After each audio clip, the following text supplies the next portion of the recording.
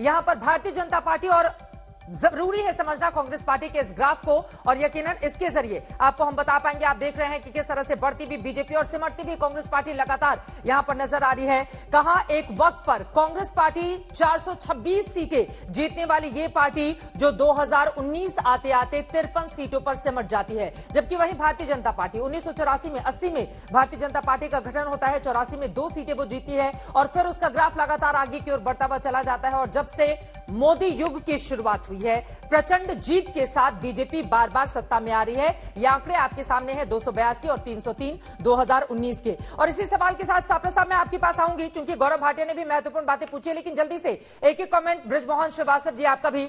परिवारवाद को लेकर आप लोगों पर भी तंज कसा है।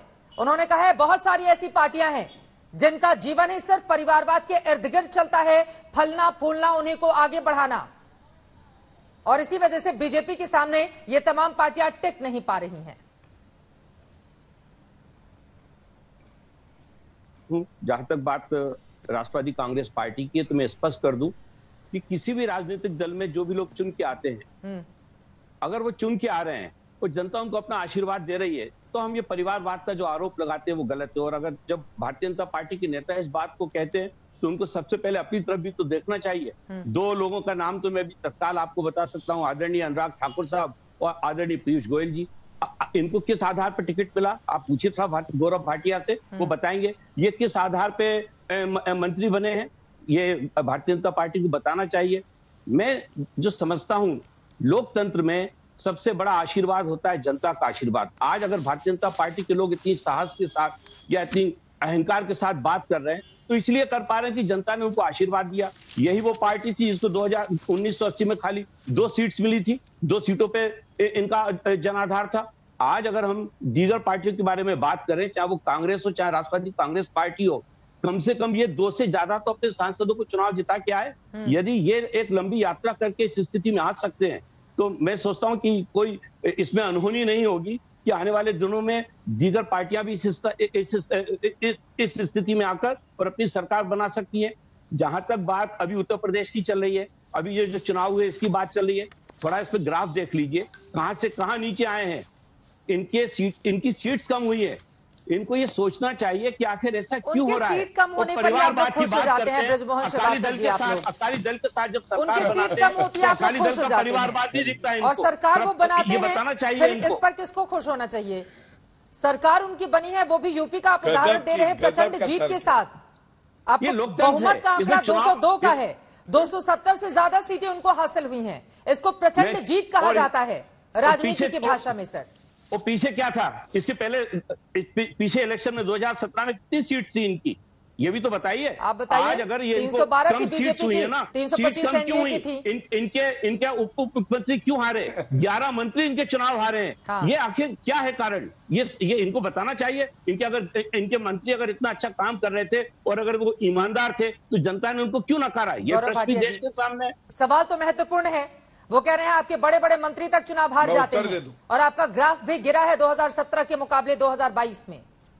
नहीं, जवाब इनको देना चाहिए कि आखिर परिवारवाद के ये 2 नाम मैंने बताए, जो 2 चेहरे हैं। हाँ। अभी तो कम से कम ऐसी 48 तरह की सूची है, इन 2 के बारे में ही बता देंगे इनमें ऐसी क्या योग्यता है जो टिकट देना पड़ा। ठीक है,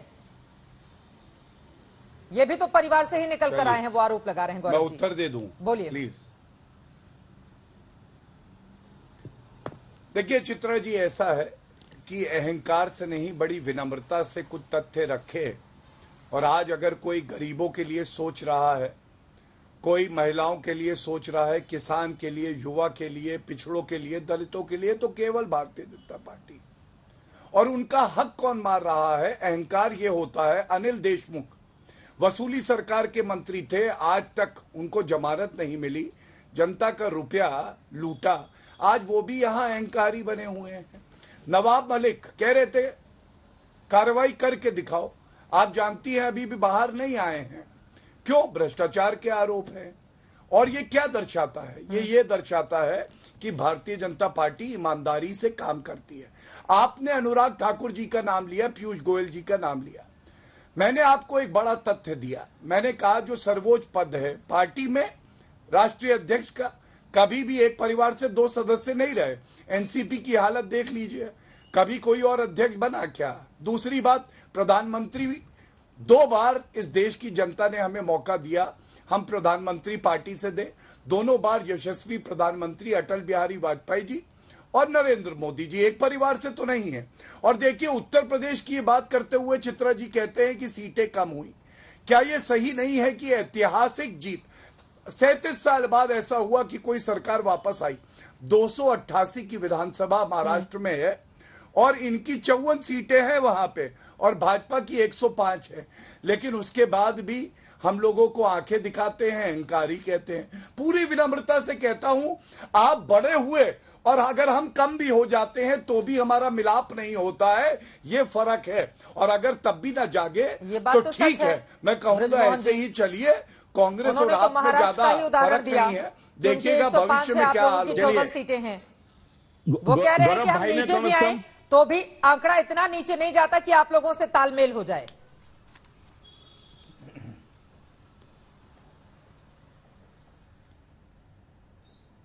आपसे ही बृजमोहन जी। चित्रा जी, आपने कुछ पूछा मुझसे? जी जी, वो आपको महाराष्ट्र का एग्जाम्पल दे रहे हैं, कह रहे हैं उनके 105 है, आपके 54 है, फिर भी आप लोग आंखें दिखाते हैं उनको। देखिए, ये आंखें हम नहीं दिखा रहे। भारतीय जनता पार्टी के नेताओं ने आदरणीय बाला साहब ठाकरे के कक्ष में जो वायदा किया था शिवसेना के नेताओं के साथ, उसके ऊपर जब उन्होंने झूठ बोलकर ये कहा कि ये बात नहीं हुई है, इस बात से शिवसेना ने नाराज होकर उनसे पल्ला झाड़ा था। क्योंकि शिव सैनिक अपनी इस बात पर पूरी तौर से अड़िग रहते हैं। वो एक ईमानदारी से काम करने वाली पार्टी है और अपने वायदों को पूरा करती है। भारतीय जनता पार्टी 30 साल तक शिवसेना के कंधे पे सवार होकर उसने महाराष्ट्र में भी एक जगह बनाई, लेकिन जब उनको शिवसेना को जब सत्ता देने का मौका आया तो भारतीय जनता पार्टी ने अपना चरित्र दिखा दिया, जिसके कारण इनके एनडीए के और साथी इनको छोड़ के दूर गए हैं। और उसका परिणाम है आज ये कुकर्म भारतीय जनता पार्टी के नेताओं का था कि उन्होंने झूठ बोला शिवसेना से। हम लोगों ने कभी इस बात को नहीं कहा था।